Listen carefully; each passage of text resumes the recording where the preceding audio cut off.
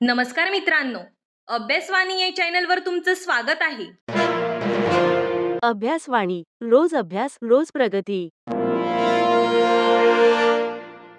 आज आपण नवीन पोलीस भरतीबद्दल चर्चा करणार आहे.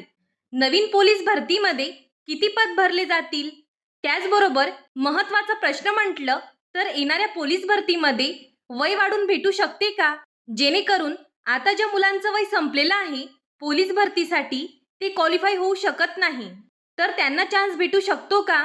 या संपूर्ण विषयावर आपण चर्चा करणार आहे. व्हिडिओ शेवटपर्यंत बघा, जेणेकरून या सगळ्या प्रश्नांची उत्तरे तुम्हाला या व्हिडिओमध्ये भेटू शकतात. तर बघा मित्रांनो, नवीन पोलीस भरती 2026 कधीपर्यंत निघू शकते किंवा कोणत्या महिन्यांपर्यंत निघू शकते? आता मागे जी काही भरती झालेली आहे त्या भरतीची काही प्रोसेस अजून बाकी आहे.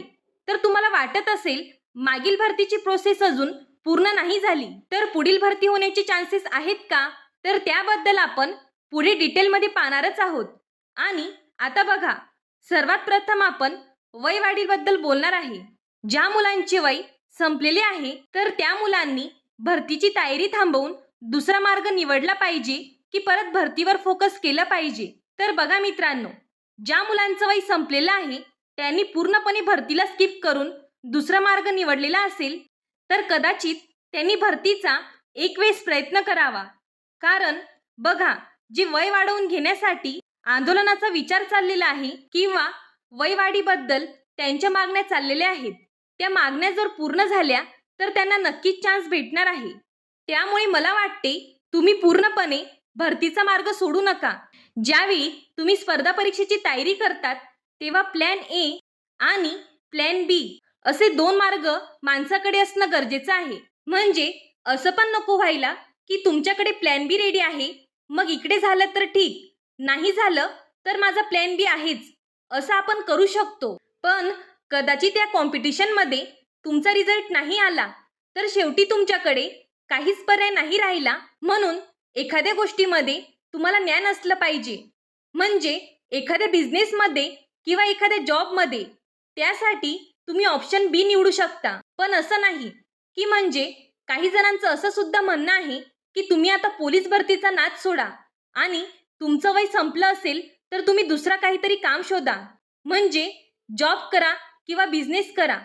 पण मित्रांनो, या मागण्या जर पूर्ण झाल्या तर नक्कीच तुम्हाला चान्स भेटणार आहे. त्यासाठी पूर्णपणे तुम्ही तयारी सोडू नका.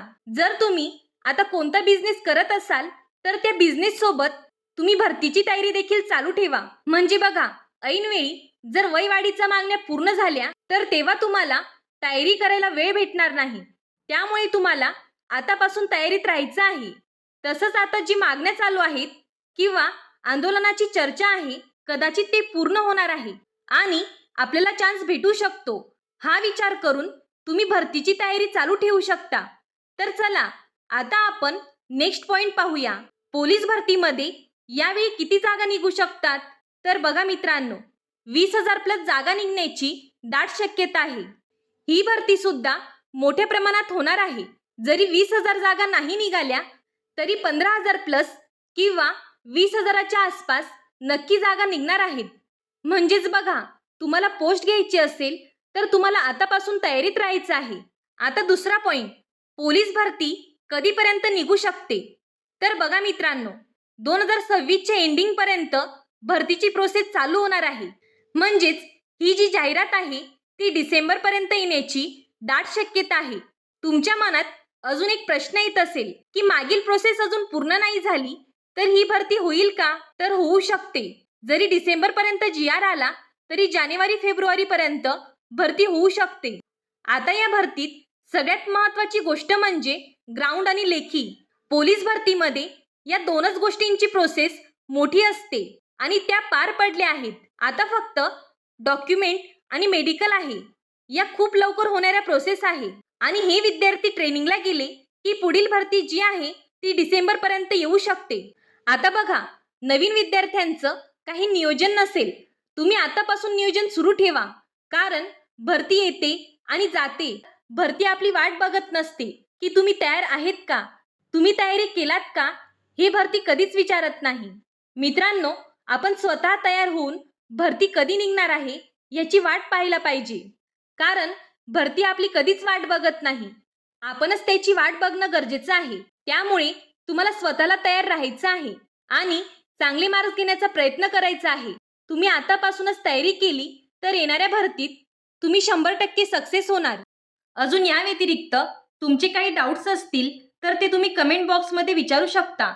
धन्यवाद. अभ्यासवाणी रोज अभ्यास रोज प्रगती.